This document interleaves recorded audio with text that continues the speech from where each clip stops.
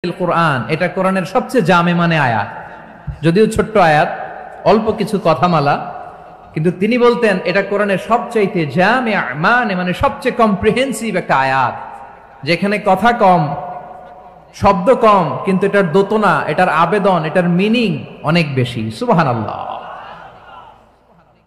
এই আয়াতে আল্লাহ তাআলা বেসিকলি আমাদেরকে তিনটা বিষয়ে আদেশ করেছেন আর তিনটা বিষয়ে বারণ করেছেন, মানে নিষেধ করেছেন। আওয়াজ করে বলুন, আদেশ করেছেন কয়টা? প্রিয় চট্টলার ভাইয়েরা, আমার মতো এই যে তিন আঙ্গুল উঁচু করে বলেন, আদেশ করেছেন কয়টা? আবার নিষেধও কয়টা? মানবো তো আমরা ইনশাআল্লাহ? বলেন সবাই। 3 do's and 3 don'ts, do's and don'ts, তিনটা আদেশ, তিনটা নিষেধ। এই তিনটা আদেশ আর তিনটা নিষেধের ভেতরে আল্লাহ তাআলা গোটা ইসলামী শরিয়ার মূল নির্যাসকে ঢুকিয়ে দিয়েছেন। সুবহানাল্লাহ। এই ছোট্ট একটা আয়াতে গোটা ইসলামী শরিয়ার, the gist, the cream of the creams, গোটা ইসলামী শরিয়ার মূল নির্যাসকে আল্লাহ ঢুকিয়ে দিয়েছেন। তিনটা আদেশ আর তিনটা নিষেধ। আসুন আমরা সরাসরি কোরআন থেকে শুনি, সবাই পড়ুন। আউযু বিল্লাহি মিনাশ শাইতানির রাজীম। বিসমিল্লাহির রহমানির রহিম। ইন্নাল্লাহা ইয়া'মুরু বিল আদলি ওয়াল ইহসানি ওয়া ইতাই যিল কুরবা ওয়া ইয়ানহা আনিল ফাহশাই ওয়াল মুনকারি ওয়াল বাগি ইয়া'ইযুকুম লা'আল্লাকুম তাযাক্কারুন।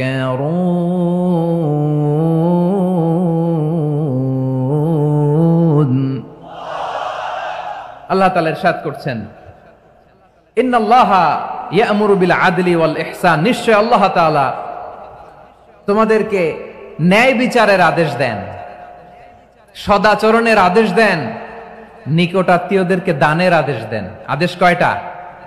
আওয়াজ করে সবাই বলুন তো কয়টা? নিশ্চয় আল্লাহ তাআলা তোমাদেরকে ন্যায় বিচারের আদেশ দেন, সদাচরণের আদেশ দেন, তিনি তোমাদের নিকটাত্মীয়দেরকে দানের আদেশ দেন, আর তিনি তোমাদেরকে অশ্লীলতা থেকে নিষেধ করেন, মন্দ কাজ থেকে নিষেধ করেন, অবাধ্যতা সীমা লঙ্ঘন থেকে নিষেধ করেন। তিনি তোমাদেরকে উপদেশ দেন যাতে তোমরা শিক্ষা গ্রহণ করো। সুবহানাল্লাহ। উপদেশ দিচ্ছে স্বয়ং কে? তিনটা জিনিসের আদেশ। ইয়া'মুরু বিল আদল, সুবিচার, ন্যায় বিচারের আদেশ তিনি দেন। ইহসানের আদেশ দেন, যাতে আমরা ইহসান করি, একে অপরের প্রতি সুবিচার করি, মহানুভবতা দেখায়, অনুগ্রহ দেখায়, আর নিকট আত্মীয়দেরকে যেন আমরা দান করি। এই তিনটা আদেশ তিনি দিয়েছেন। আর কোন তিনটা জিনিস থেকে তিনি বারণ করেছেন? অশ্লীলতা, ফাহশা, মুনকার, মানে সব মন্দ আর অসৎ কাজ, এগুলো থেকে তিনি আমাদেরকে বারণ করেন। ওয়াল বাগি, অবাধ্যতা, সীমা লঙ্ঘন, এই তিনটা কাজ থেকে তিনি আমাদেরকে বারণ করেন। তিনি আমাদেরকে উপদেশ দেন, স্বয়ং আল্লাহ তাআলা আমাদেরকে উপদেশ দেন যাতে করে আমরা শিক্ষা গ্রহণ করি। সুবহানাল্লাহ পড়ে। তাহলে আসুন আমরা ধরে ধরে একটা একটা করে সামনের দিকে আগাই। আল্লাহ তাআলা প্রথমে আমাদেরকে আদেশ দিয়েছেন আদালের। ইন্নাল্লাহা ইয়া'মুরু বিল আদল। আওয়াজ করে বলুন আল আদাল। সবাই পড়ুন আল আদাল। আমরা উর্দু জানি, হিন্দি জানি, অনেকে ইংরেজিও জানি, কিন্তু আরবি শব্দগুলো আমাদের মুখ দিয়ে বেরোতে চায় না। আওয়াজ করে বলুন আল আদাল। মাশাআল্লাহ। ইন্নাল্লাহা ইয়া'মুরু বিল আদল। আল্লাহ তাআলা আমাদেরকে আদলের আদেশ দেন। আদল অনেকে না বুঝলেও আদালত শব্দটা বুঝবেন। আদালত, আদালত, আদালত বুঝেন না? যেখানে বিচার কার্যের ফয়সালা করা হয়, কোর্ট কাচারি, আদালত, এটা তো ভেরি কমন। এটা শুনছেন না সবাই? আদালত, যেখানে ন্যায় বিচার হবে, সুশাসন হবে। কিন্তু ভাগ্যের কি নির্মম পরিহাস, ওখান থেকে মিথ্যা সাক্ষী দিয়ে মনমতো রায় দিয়ে দেয়া হয়। এগুলোর পরিবর্তন হওয়ার দরকার আছে না নাই? প্রিয় ভাইয়েরা, আদালত, আল আদল, ইংরেজিতে বলে জাস্টিস, ন্যায় বিচার, সুবিচার, সুশাসন, জাস্টিস, আল আদল, সব জায়গায় এই জাস্টিস থাকা দরকার। Justice should be prevailed in the society. The mission of all prophet was to uphold the justice. সব নবীর মিশন ছিল এই জাস্টিসকে, আদালকে, সুশাসন আর সুবিচারকে নিশ্চিত করা। পড়েন সুবহানাল্লাহ। And the core message of every divine scripture was to uphold justice. পৃথিবীর সব আসমানি কিতাবের মূল শিক্ষা ছিল এই জাস্টিসকে সমাজে এনশিওর করা, সুবিচার সুশাসনকে এনশিওর করা। তাহলে প্রিয় ভাইরা, আমরা বুঝতে পারলাম আল আদল শব্দের মানে হচ্ছে ইনসাফ বা সুবিচার বা ন্যায় বিচার। এটা হচ্ছে একটা general meaning, very general meaning. আপনি যদি ইন ডেপথ বুঝতে চান, আরো ভেতরে যান, তাহলে আদল মানে হচ্ছে সমন্বয়, আদল মানে হচ্ছে ভারসাম্য, ব্যালেন্স। আদল মানে হচ্ছে মধ্যম পন্থা। সুবহানাল্লাহ পড়েন। কারণ সব সময় সমান সমান হইলেই সুবিচার হয় না। কথা কি বুঝতেছেন? ইসলামের দ্য কনসেপ্ট অফ আদল, এটা এমন আদল, এটা সব সময় সমান সমান নয়। যখন সমান সমান দেয়া দরকার, ইসলাম সমান সমান দেয়। যখন ব্যালেন্স করা দরকার, চেক এন্ড ব্যালেন্স, সমন্বয়, ভারসাম্য করা দরকার, তখন ইসলাম ভারসাম্য করে দেয়। এটার নাম আদল। সুবহানাল্লাহ। সহজ করে আপনাদেরকে বুঝাই। যেমন ধরুন, একটা পরিবারের 3 জন সদস্য, স্বামী, স্ত্রী আর সন্তান।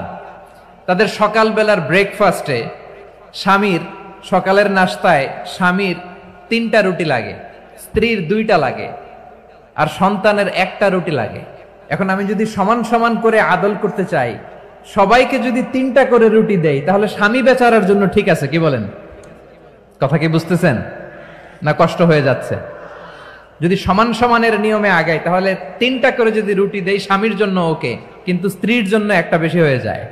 আর সন্তানের জন্য কয়টা বেশি হয়? আচ্ছা, এই তো বুঝতেছেন, মাশাআল্লাহ। আচ্ছা, 2টা করে যদি সবাই রে দেয় সমান সমান নীতিতে, তাহলে স্ত্রীর জন্য, স্ত্রী বেচারির জন্য ঠিক আছে, কিন্তু স্বামীর কয়টা কম পড়ে? আর সন্তানের বেশি হয়ে যায় কয়টা? আচ্ছা, সমান সমান নীতিতে সবাইকে যদি সকালের নাস্তার জন্য 1টা করে রুটি দেই, সন্তানের জন্য ঠিক আছে, কিন্তু স্ত্রী বেচারির কম পড়ে কয়টা? স্বামীর কম পড়ে কয়টা? 2টা। কথা কি বুঝতেছেন? আর আমি যদি স্বামীকে দেই 3টা, স্ত্রীকে দেই 2টা, আর সন্তানকে দেই 1টা, তাহলে কারো অপচয় হবে না। যার যতটুকু দরকার ঠিক ততটুকুই কাজে লাগবে। চিল্লায় বলেন ঠিক কিনা? এটাই হচ্ছে ইসলামের আদল, যেখানে যার যতটুকু দরকার তাকে সেখানে ঠিক ততটুকু দিয়ে দেওয়ার নামই হচ্ছে আদল। চিল্লায় পড়েন আল্লাহু আকবার। রব্বুল আলামিন বলেন, ইউসিকুমুল্লাহু ফি আওলাদিকুম লিযযাকারি মিসলু হাযযিল উনসায়াইন। আল্লাহ তোমাদেরকে ওসিয়ত করেন, তোমাদেরকে আদেশ দেন, উত্তরাধিকার সম্পদ যখন বন্টন হবে, ছেলেরা যতটুকু পাবে, মেয়ে পাবে তার অর্ধেক। সুবহানাল্লাহ বলেন। দেখেন, ছেলে যদ্দূর, মেয়ে অর্ধেক, ছেলে ডবল পাবে। আপাত দৃষ্টিতে মনে হয় এখানে অবিচার হয়েছে, কিন্তু আসলে কি অবিচার হয়েছে? আপনি বিয়ের ক্ষেত্রে যান, ওইখানে আবার ছেলে মোহরানা দেয়, মেয়ে সেখানে মোহরানা পায়। তাহলে চেক এন্ড ব্যালেন্স, ভারসাম্য, ব্যালেন্স, মধ্যম পন্থা এখানে আছে না নাই? এটাই হচ্ছে ইসলামের আদল। আল্লাহ তাআলা এই আদলের আদেশ দিয়েছেন, সুবিচার, ন্যায় বিচার, সুশাসন এবং ভারসাম্যের আদেশ দিয়েছেন। প্রিয় ভাইয়েরা, একটি শান্তিময় সমাজ, একটা সমৃদ্ধ সমাজ, একটা মানবিক সমাজ যদি আমরা পেতে চাই, এই আয়াতের মধ্যে যতগুলো পয়েন্ট আছে সবগুলোর বাস্তবায়ন লাগবে। কথা বুঝতে পেরেছেন? বলেন, আওয়াজ করে বলেন, আমরা একটা শান্তির সমাজ চাই কি চাই না? আমরা একটা সমৃদ্ধ বাংলাদেশ চাই কি চাই না? আমরা একটা মানবিক বাংলাদেশ চাই কি চাই না? এই আয়াতে আল্লাহ তাআলা একটা মানবিক সমাজের রূপরেখা টেনেছেন। তার প্রথম কথা হচ্ছে, ইন্নাল্লাহা ইয়ামুরু বিল আদল। আল্লাহ তাআলা তোমাদেরকে আদলের নির্দেশনা দেয়, সুবিচার, সুশাসনের নির্দেশনা দেয়। যে সমাজে আদল থাকে না, সেই সমাজে জুলুম মানুষের ঘাড়ে চেপে বসে। আদলের বিপরীত হচ্ছে জুলুম। আদলের বিপরীত কি? জুলুম বা জাওর, অত্যাচার, অবিচার, বৈষম্য। এই যে বৈষম্য বিরোধী ছাত্র আন্দোলন কেমন পড়ছে? এই যে একজন সমন্বয়ক তো দেখা করলো আমার সাথে। জুলুম মানে হচ্ছে বৈষম্য। বৈষম্যের স্থান ইসলামে নাই, অবিচারের স্থান ইসলামে নাই, জুলুমের স্থান ইসলামে নাই। আল্লাহ তাআলা বলেন যে আমি জুলুমকে নিজের জন্য হারাম করেছি এবং তোমাদের জন্য হারাম করেছি। বিশ্বনবী ফরমান, আল্লাহ তাআলা বলেন হাদিসে কুদসিতে, ইয়া ইবাদি ইন্নী হারামতুয যুলমা আলা নাফসি ওয়া জাআলতুহু বাইনাকুম মুহাররামান ফালা তাযালামু। আমার গোলামেরা শোনো, নিশ্চয় আমি আল্লাহ তাআলা জুলুমকে আমি আমার উপরে হারাম করেছি, অনুরূপভাবে জুলুম করাকে তোমাদের উপরেও হারাম করেছি। ফলে ফালা তাযালামু, তোমরা একে অপরের সাথে জুলুম করো না। নির্দেশনাটা কার? খবরদার, জুলুমের সাথে আমাদের কোনো সম্পর্ক নাই। আল্লাহ তাআলা আদলের আদেশ দিয়েছেন, আদালতের আদেশ দিয়েছেন, সুশাসনের ন্যায় বিচারের আদেশ দিয়েছেন। ইন্নাল্লাহা ইয়ামুরু বিল আদল, আমাদেরকে আদল প্রতিষ্ঠা করতে হবে। জুলুমের সাথে ইসলামের কোনো সম্পর্ক নাই। আল্লাহ তাআলা জালিমদের জন্য কঠিন শাস্তি প্রস্তুত করে রেখেছেন। যারা এই আদলকে ভুলুণ্ঠিত করে জুলুমের রাস্তায় হাঁটতে চায়, তাদের প্রাপ্য কিয়ামতের ময়দানে বুঝিয়ে দিবে কে? আল্লাহ তাআলা তাদের প্রাপ্যকে বুঝিয়ে দিবেন। এজন্য বিশ্বনবী বলে, খবরদার, তোমরা ইনসাফ করবে, আদল করবে, জুলুম করবে না। আয-যুলমু যুলুমাতুন ইয়াউমাল কিয়ামা, জুলুম কিয়ামতের দিন অন্ধকার হয়ে জালিমের ঘাড়ে চেপে বসবে। আবার বিশ্বনবী বলতেন, ইত্তাকি দাওয়াতাল মাজলুম, খবরদার, তোমরা মজলুমের কান্নাকে ভয় করো। ফাইন্নাহু লাইসা বাইনাহু ওয়া বাইনাল্লাহি হিজাব, কেননা মজলুমের কান্নার মাঝে আর আল্লাহর আরশের মাঝে কোনো পর্দা থাকে না। বিশ্বাস হয়? এই কথা বিশ্বাস হয়? এর জলজ্যান্ত প্রমাণ তো আমরা নিজেরাই দেখলাম।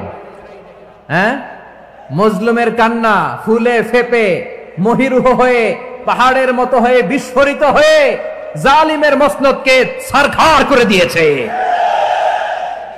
এর প্রমাণ তো আমরা নিজেরাই তো দেখলাম। জালিমের পরিণতি কি হয় আমরা জীবদ্দশাই তো দেখলাম। এমনও কোন জুলুম নাই যে হয় নাই, ঠিক কিনা বলেন? আহারে জুলুম, আহারে জুলুম। রিসেন্টলি আয়না ঘরের কিছু ছবি প্রকাশিত হয়েছে সোশ্যাল মিডিয়ায়, দেখেছেন আপনারা? হ্যাঁ, ছোট্ট একটা জায়গা, স্বাধীন মানুষকে প্রাণীর মতো, পাখির মতো খাঁচায় বন্দি করে রেখেছে। কখন দিন কখন রাত কিচ্ছু জানে না, কখন দিন কখন রাত কিছু জানে না। বছরের পর বছর কেটে গিয়েছে। এক্সট্রা জুডিশিয়াল কিলিং এর কোনো হিসাব নাই, বিচার বহির্ভূত হত্যা, এনফোর্স ডিসঅ্যাপিয়ারেন্স, গুম, যেটা সবচাইতে বড় মানবতা বিরোধী অপরাধ। কত মানুষ যে গুম হয়েছে তার কোনো ইয়ত্তা নাই। যেই ফ্যামিলির সদস্য গুম হয়েছে তারা কি ওই লোকটার জন্য মাগফিরাতের দোয়া করবে নাকি সুস্বাস্থ্যের দোয়া করবে তারা নিজেরাও জানতো না, কারণ জানে না ও বেঁচে আছে না মরে গেছে। আহা, বিডিআর নওজওয়ানদের যারা ছাড়া পেল দেখলাম, বিনা অপরাধে, কোনো অন্যায় ছাড়া, অপরাধ ছাড়া তাদের জীবন থেকে, তাদের তারুণ্যের, তাদের যৌবনের 15 বছর 16 বছর 17 বছর নাই, 6 মাস বয়সের ছোট বাচ্চাকে রেখে জেলে গেছে। 6 মাসের মেয়ে বেরোয় দেখে মেয়ের বয়স 17 বছর। মেয়ে বাবারে চিনে না, বাবা মেয়েরে চিনে না। মেয়েকে এখন বিয়ে দিয়ে আরেক ছেলের হাতে তুলে দিবে। মেয়ের শৈশব বাবা দেখে নাই, মেয়ের কৈশোর বাবা দেখে নাই, মেয়ের তারুণ্য দেখে নাই। আরেক যুবককে দেখলাম 14 বছরের 14 দিনের সংসার, 2 সপ্তাহের সংসার শেষে জেলে গেছে। কত যুবকের যে স্ত্রী চলে গিয়েছে ফ্যামিলি ছেড়ে, কারণ জানে না তো কবে আসবে, কি হবে, কেউ জানতো না। দাম্পত্য জীবনের মাত্র 14 দিনের স্মৃতি, এই স্মৃতিকে আঁকড়ে ধরে এক বোন 16টা বছর 17টা বছর কাটিয়ে দিয়েছে। আমি নিউজটা দেখে ভাবলাম, আমার এই বোনের প্রতিটি দিন কিভাবে কেটেছে, প্রতিটি রাত কিভাবে কেটেছে, প্রতিটি ক্ষণ কিভাবে কেটেছে। বিশ্বনবী বলেছেন, ইত্তাকি দাওয়াতাল মাজলুম ফাইন্না লাইসা বাইনাহু ওয়া বাইনাল্লাহি হিজাব। মাজলুমের কান্নাকে ভয় করো, কারণ মাজলুমের কান্না আর আল্লাহর মাঝে কোনো পর্দা থাকে না। আমরা আর এরকম কোন জুলুম বাংলাদেশে দেখতে চাই না, জোরে বলেন ঠিক কিনা? আর কেউ নতুন করে জালিম হোক আপনারা চান? আবার নতুন করে কেউ ফ্যাসিস্ট হোক আপনারা চান? এক দল আরেক দলকে নিশ্চিহ্ন করার রাজনীতিতে মেতে উঠুক এটা আপনারা চান? আমরা বাংলাদেশকে আদল দিয়ে সাজাতে চাই। আমরা এই 56,000 বর্গ মাইলের প্রতিটা ইঞ্চি মাটিকে কোরআনের আইন দিয়ে সাজাতে চাই। রাজি আছেন আপনারা? কারা কারা রাজি দেখান হাত তুলে আল্লাহকে।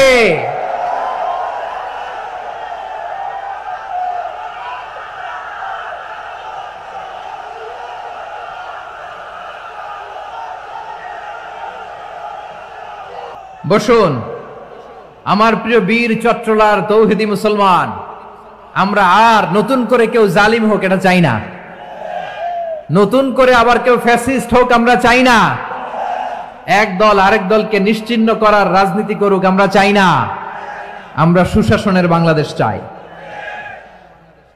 আমরা মানবিক বাংলাদেশ চাই, আমরা একটা সমৃদ্ধ বাংলাদেশ চাই, আমরা বিশ্বের বুকে সম্মান নিয়ে মাথা উঁচু করে দাঁড়াতে চাই, ঠিক কিনা বলেন?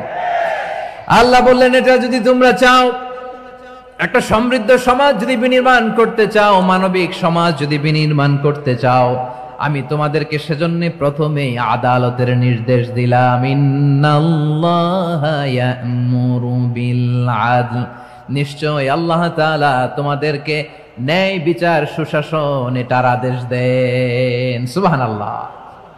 আদাল ন্যায় বিচারের আদেশ আল্লাহ তাআলা কোরআনের বিভিন্ন আয়াতে দিয়েছেন। আল্লাহ তাআলা বলছেন ইন্নাল্লাহা يأمركم أن تؤدوا الأمانات إلى أهلها وإذا حكمتم بين الناس أن تحكموا بالعدل إن الله نعم ما يعظكم به إن الله كان سميعا بصيرا।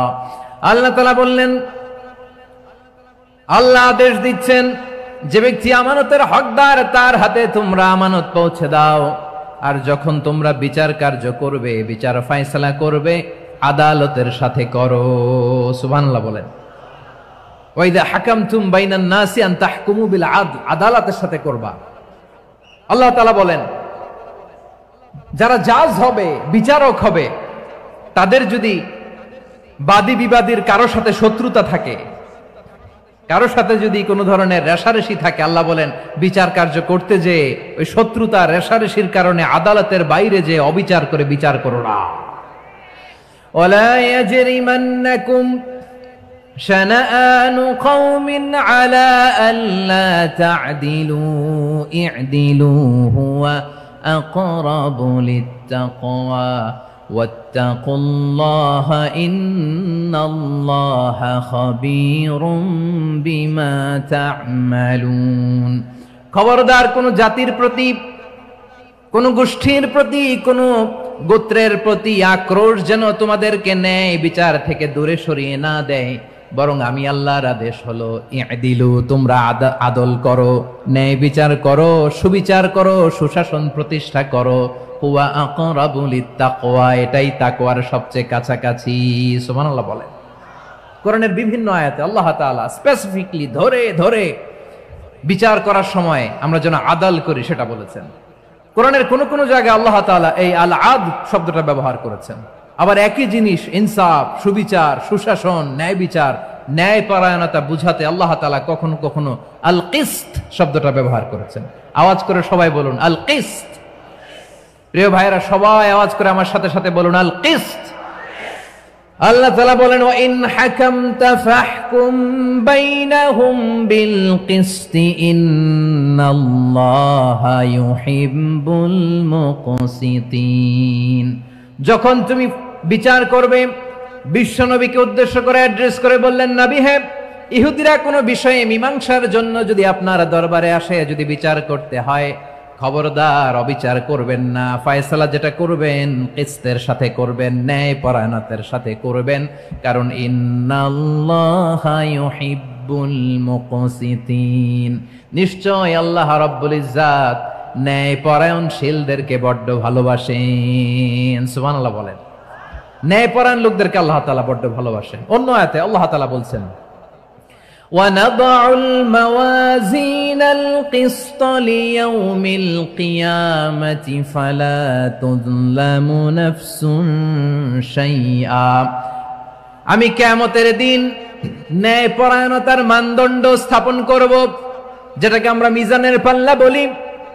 আল্লাহ বলেন ন্যায় বিচারের মানদণ্ড কিয়ামতের ময়দানে আমি আল্লাহ স্থাপন করব। সেদিন কারো প্রতি বিন্দু পরিমাণ, এক চুল পরিমাণ অবিচার করা হবে না, কোনো অবিচার করা হবে না। সেদিন সুশাসন হবে, সুবিচার হবে, ন্যায় পরায়ণতার সাথে বিচার হবে। আওয়াজ করে পড়েন আল্লাহু আকবার। তাহলে প্রিয় ভাইরা, যে তিনটি বিষয়ে আল্লাহ তাআলা আমাদেরকে আদেশ দিয়েছেন, তার প্রথমটা হচ্ছে আদালত, ইনসাফ, সুবিচার, ন্যায় বিচার। এটা আমরা চাই কি চাই না? বিশ্বনবী ন্যায় বিচার, ন্যায় পরায়ণতা, সুশাসন প্রতিষ্ঠিত করেন কি করেন নাই? আপনারা বিশ্বনবীর সিরাত যারা পড়েছেন, আপনি দেখবেন বিশ্বনবীর সিরাতের পরতে পরতে, বাঁকে বাঁকে, সিরাতের বাঁকে বাঁকে এই আদালতের নমুনা মেলে। সুবহানাল্লাহ বলেন। ছোট্ট একটা নমুনা রাসূল সাল্লাল্লাহু আলাইহি ওয়াসাল্লামের আসসিরা আল আতরা থেকে ছোট্ট একটা নমুনা আপনাদের খেদমতে এখানে উপস্থাপন করি। বিশ্বনবী সাল্লাল্লাহু আলাইহি ওয়াসাল্লাম মক্কা বিজয় করলেন ৮ম হিজরিতে। মক্কা বিজয় শেষে তিনি কয়েক সপ্তাহ মক্কাতে অবস্থান করলেন। ইন দ্য মিন টাইম মক্কার একটা ভেরি প্রেস্টিজিয়াস এন্ড ডিগনিফাইড ফ্যামিলির নারী চুরিতে ধরা পড়ল। কিসে ধরা পড়ল? সবাই বলেন কিসে? আমাদের সমাজে আসেনি এটা? আছে? ছোট না বড়? হ্যাঁ, হিসাব করে শেষ করা যায় না। ৩.৫ লাখ কোটি টাকা নাই উন্নয়ন প্রকল্পের নামে। উন্নয়ন প্রকল্পের নামে ৩.৫ লাখ কোটি টাকা নাই। ৩.৫ লাখ কোটি টাকা লিখতে পারবেন আপনি? এক টানে লিখতে পারবেন? বুঝতেছেন কত বড় সংখ্যা? হ্যাঁ, বনু মাখজুমিয়া গোত্রের এক নারী মক্কায় চুরিতে ধরা পড়ল। বলেন তো চুরি করলে বিধান কি? কি কাটতে হবে? চুরির বিধান হলো হাত কেটে দাও।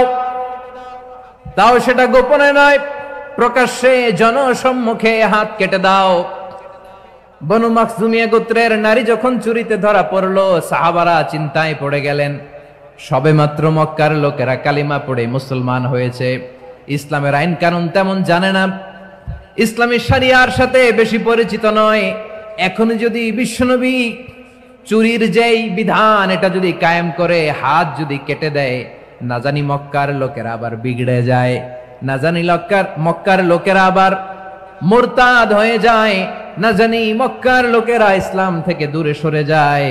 চলো চলো, সাহাবীরা মিলে পরামর্শ করলেন, চলো বিশ্বনবীর কাছে যে বলি, ও নবী, শুধু কেবলমাত্র একমাত্র এই নারীর জন্য চুরির হাত কাটার বিধানটা আপনি একটু থামিয়ে দেন। চুরির হাত কাটার যে বিধান এইখানে একটু রহিত করে দেন, বাকিগুলা কইরেন মদিনাতে যে চলবে, কিন্তু মক্কায় এবারের জন্য মাফ করে দেন। কিন্তু কে বলবে? এই যে পরামর্শ, সাজেশন, এটা কে দিবে বিশ্বনবীর কাছে? সাহাবারা চিন্তায় পড়ে গেলেন।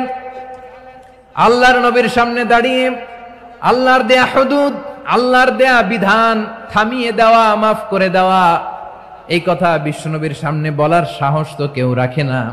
কেউ কেউ বলল, বিশ্বনবীর পালক পুত্র যায়েদ বিন হারেসার সন্তান উসামারে বিশ্বনবী নাতির মতো আদর করে, বড্ড বেশি ভালোবাসে উসামারে। এজন্য সাহাবারা উসামাকে বলতো হিব্বু রাসূলিল্লাহ, বিশ্বনবীর ভালোবাসা। কি বলতো? সাহাবীরা বললেন বিশ্বনবীর ভালোবাসা হিব্বু রাসূলিল্লাহ, উসামারে পাঠাও। উসামারে বিশ্বনবী নাতির মতো স্নেহ করে, মায়া করে, ভালোবাসে। আমরা পারবো না, উসামা পারবে। সবাই মিলে ফুলিয়ে ফুসিয়ে ওসামাকে, ছোট্ট ওসামাকে রাজি করালো। ওসামা এমন এমন কথা যে তুমি বিশ্বনবীর কাছে বলতে হবে, পারবা নাকি? ওসামা বলে পারবো। সাইয়েদনা ওসামা রাদিয়াল্লাহু তাআলা আনহু তরুণ সাহাবী বিশ্বনবীর কাছে গেলেন, যে বললেন, নবী, বনু মাখজুমিয়া গোত্রের এক নারী চুরিতে ধরা পড়েছে, এবারের জন্য কি এই মহিলাটারে মাফ করে দিলে হয় না? এবারের জন্য একটু ক্ষমা করা যায় না নবী? বিশ্বনবী বলেন, আতাশফাউ ফি হাদ্দিম মিন হুদুদিল্লাহ, তোমার এত বড় সাহস উসামা, তুমি আল্লাহর হাত, আল্লাহর দেয়া বিধান, এটার ব্যাপারে সুপারিশ করতে এসেছো? তোমরা কি জানো তোমাদের আগে যত কওম, যত গোত্র, যত জনপদ ধ্বংস হয়েছে তার কারণ ছিল তাদের মধ্যে গরিবরা অন্যায় করলে তারা বিচার করত, আর ধনীরা অন্যায় করলে তারা মাফ করে দিত। খবরদার! ওয়া আইমুল্লাহ লাউ আন্না ফাতিমাতা বিনতি মুহাম্মাদিন সারাকাত লাকাতা মুহাম্মাদুন ইয়াদাহা। বিশ্বনবী বললেন, আরে ওসামা, বানু মাখজুমিয়ার ওই প্রেস্টিজিয়াস এন্ড ডিগনিফাইড ফ্যামিলির মেয়ে তো দূর কি বাত, অনেক দূরের কথা। জেনে রেখো ওসামা, আমার কলিজার টুকরা নয়নের পুটুলি ফাতেমাও যদি মক্কার জমিনে আজকে চুরির দায়ে ধরা পড়তো, আমি বিশ্বনবী মুহাম্মদুর রাসূলুল্লাহ ধরে ফাতেমার ডান হাতটা কেটে দিতে এক বিলম্ব দেরি করতাম না। ইন্নাল্লাহা ইয়া'মুরু বিল আদল, আমাদেরকে জাস্টিস শিখায়। পশ্চিমারা আমাদেরকে ইনসাফ শিখায়, আমাদেরকে সুশাসন শিখায়। আর ইনসাফ, সুশাসন, ন্যায় বিচার, সুবিচার, জাস্টিস কারে বলে বিশ্বনবীর বায়োগ্রাফি থেকে জেনে নাও। এই ছিল বিশ্ব ইসলামের আদালতের নমুনা। আপনি যদি সাইয়েদনা ওমর ফারুকের জীবনের দিকে তাকান, এমন কঠোর, এমন বীর সেনানী ছিলেন। সাইয়েদনা ওমর ফারুক যদি রাস্তার এই মাথা দিয়ে হাঁটা শুরু করতেন, শয়তান ওমর ফারুককে দেখলে ওই রাস্তা রেখে দিয়ে অন্য রাস্তা দিয়ে হাঁটতো। সুবহানাল্লাহ। ওমর ফারুক রাদিয়াল্লাহু তাআলা আনহু কি পার্সোনালিটি ছিল, কি পার্সোনালিটি। আমাদের এলাকায় ছোট বাচ্চারা রাতে ভাত খেতে চায় না, আমার মেয়েটাও খেতে চায় না। এই এটা দিব, ওইটা দিব, আজকে মাহফিলে আসার সময় বলে দিছে লিস্ট করে এটা এটা আনতে হবে। তো ছোট্ট বাচ্চাদের অনেক বায়না থাকে, ওরা রাতে খেতে চায় না। তো মায়েরা বিভিন্ন ভয় দেখায়, এই বাঘ আসবে, বাঘ আসবে খাও, এই ভূত আসবে, ভূত আসবে খাও। আপনারা কি বলেন চট্টগ্রামে? কি আসবে? হ্যাঁ, ভূত, ভূত, ভূত আসবে, বাঘ আসবে, খাও খাও খাও, তাড়াতাড়ি খাও। তো বাচ্চারা এগুলো শুনে ভয়ে খেতে শুরু করে। মদিনার জমিনেও একই ঘটনা ঘটতো। মদিনার ছোট্ট ছোট্ট সোনামণিরা খেতে চাইতো না। তো মায়েরা বলতো, হা হুয়া ইয়াতি উমর, হা হুয়া ইয়াতি উমর, ওই যে উমর আসতেছে, উমর। ওমরে ফারুকের কথা শুনলে বাচ্চারা একেবারে ঠান্ডা। সুবহানাল্লাহ পড়বেন না? প্রভু তুমি বলেছ রাসূল দেবে না, বলনি দেবে না ওমর, বলনি দেবে না হামজা তারি, খালিদ বিজয় সমর। প্রভু তুমি বলেছ রাসূল দেবে না, বলনি দেবে না ওমর, বলনি দেবে না হামজা তারি, খালিদ বিজয় সমর। প্রভু তুমি বলেছ রাসূল দেবে না। আল্লাহু আকবার। ওমর ফারুক রাদিয়াল্লাহু তাআলা আনহু, ওনার কথা শুনলে গায়ের মধ্যে গুজবাম হয়, গায়ের পশমগুলো দাঁড়িয়ে যায়। সুবহানাল্লাহ বলেন। কি পার্সোনালিটি ছিল, কি ব্যক্তিত্ব ছিল। মুনাফিকরা ওমর ফারুককে জমের মতো ভয় পেতেন। শয়তান, খুদ শয়তান এই রাস্তা দিয়ে আসলে শয়তান অন্য রাস্তা দিয়ে হাঁটতো। ওমর ফারুক রাদিয়াল্লাহু তাআলা আনহুর জীবনে যদি দেখেন, তাহলে সেখানে আপনি আদালতের, ইনসাফের, সুশাসনের, জাস্টিসের নমুনা দেখতে পাবেন। কয়টা শুনবেন? সাইয়েদনা ওমর ফারুকের রাদিয়াল্লাহু তাআলা আনহুর সন্তান আব্দুর রহমান মিশরে মদ খেয়ে মদ্যপ অবস্থায় ধরা পড়েছে। মদ খাওয়ার কারণে, মদ যদি কেউ পান করে আর যদি প্রমাণিত হয়, তার বিচার হলো 80 বেত। আওয়াজ করে বলেন কয় বেত? বাংলাদেশেও তো এই আইন আছে নাকি? বাংলাদেশে আছে? হ্যাঁ, মদ খাইলে 80 বেত, এই আইন বাংলাদেশে চালু হোক। আমরা চাই কি চাই না? চাই সবাই। এজন্যই তো ইসলাম ভাল লাগে না। ইসলামকে ভাল লাগে না। ইসলামকে আউট করে রাখতে পারলেই তো এরকম বড় বড় বোতল খাওয়া যায়। একেবারে সহজ, পানির মতো সহজ, হিসাব একেবারে সহজ। ওমর ফারুক রাদিয়াল্লাহু তাআলা আনহুর ছেলে ভুল করে মদ পান করে ফেলেছিলেন। আব্দুর রহমান, ঘটনা ঘটেছে মিশরে। মিশরের গভর্নর তখন আমর ইবনে আস রাদিয়াল্লাহু তাআলা আনহু।